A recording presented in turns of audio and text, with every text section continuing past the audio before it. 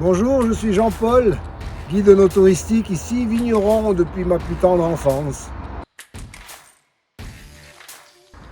La vigne est une plante qui a besoin d'énormément de chaleur. Elle se régale de la chaleur. D'ailleurs, si on regarde dans ses murs, on va voir passer des lézards tout le temps. Ils adorent se chauffer là-dedans.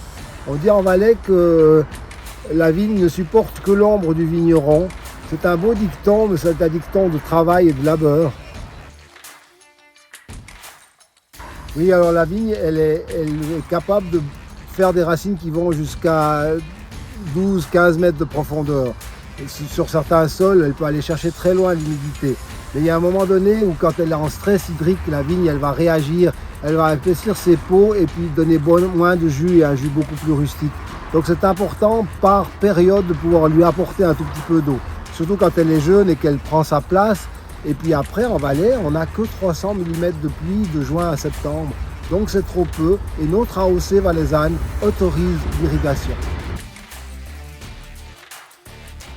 L'histoire de l'eau et le Valais, c'est une histoire de haine, d'amour, de guerre, de passion. Pour avoir de l'eau, les gens en Valais ont créé les bis, ces fameux bis que je vous invite à découvrir par d'autres biais, mais qui ont amené l'eau depuis les vallées latérales, d'une vallée latérale à l'autre, perché dans la montagne, creusé dans la roche.